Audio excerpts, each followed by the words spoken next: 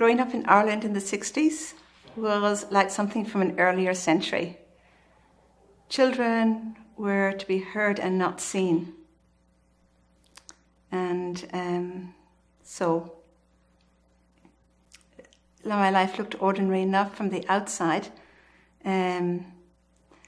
One of the great things about my childhood was actually playing outside. We would play outside till it was really late at night, till it was dark, and then we'd come in. And nature was really a great place to make friendships a lot better.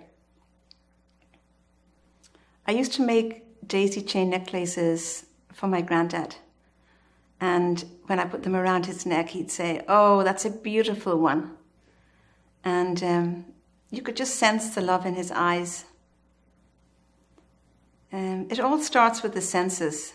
You know, I think that we are born attuned to love. When my granddad died, my grandma said, "Oh, you know, your granddad has gone to heaven and a magical bird took him there," and she pointed out the window. And of course, a 5-year-old goes outside and calls, "Granddad, come back." And then she went and made daisy chains for her granddad, which he never wore. When sorrow and fear and neediness are not accepted in that little girl's culture, they sort of find their way.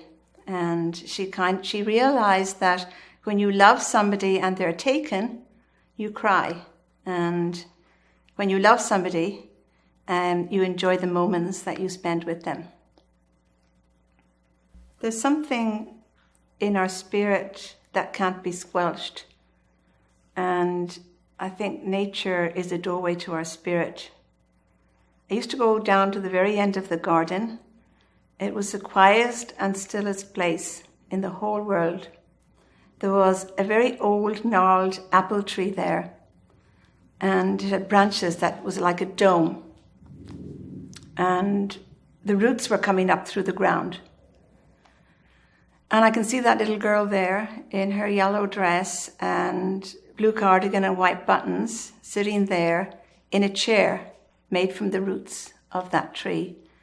And she would sit there and share whatever she was thinking or feeling with that old gnarled apple tree. It was almost like the tree understood everything she said.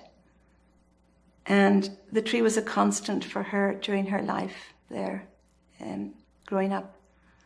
And there was an unseen presence there that sort of embraced her, that gave her comfort.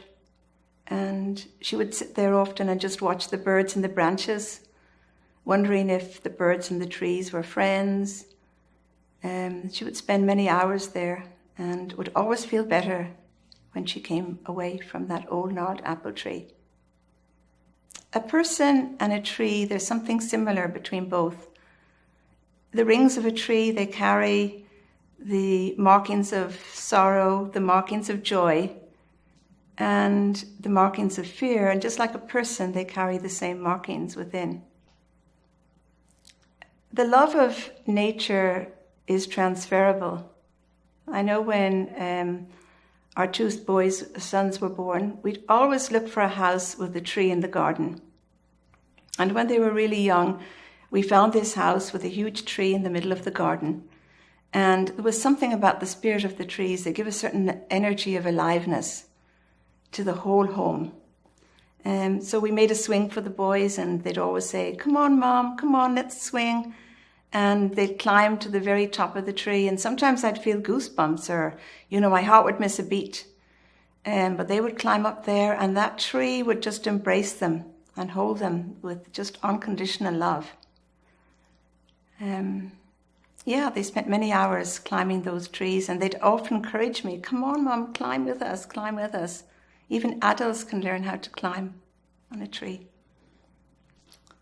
And something about walking in nature as well. Like, we used to go walking on the trails, and they would walk for miles on a trail, not even noticing the distance, spend hours there.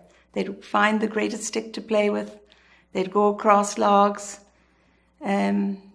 pick up leaves In the fall, they would play leaf fights, gather leaves, make a notebook of leaves.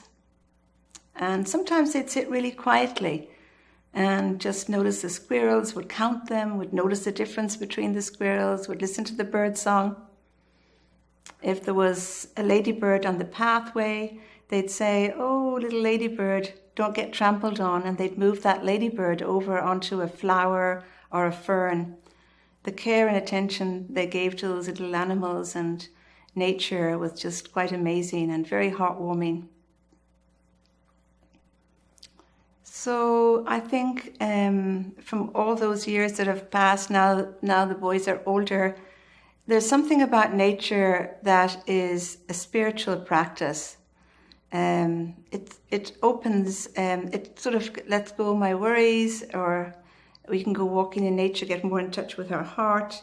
I feel it's a grounding and calm place to be.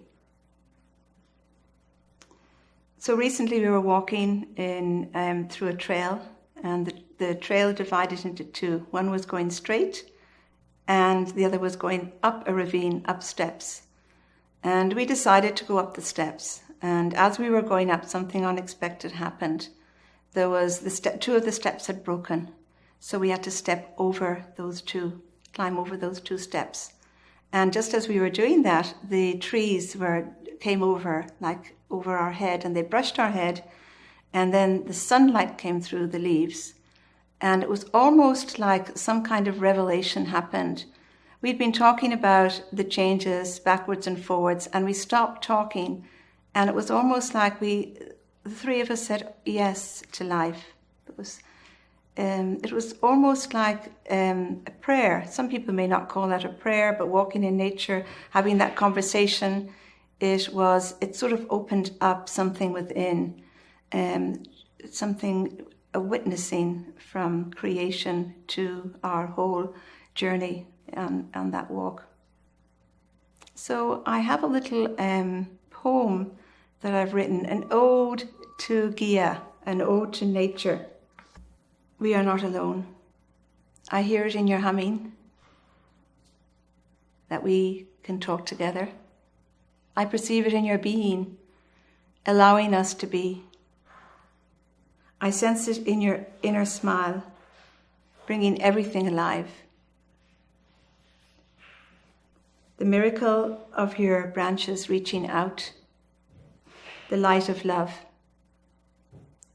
Receiving it, it unfolds to the quietest and stillest place, the gift of love in our reflection of your love.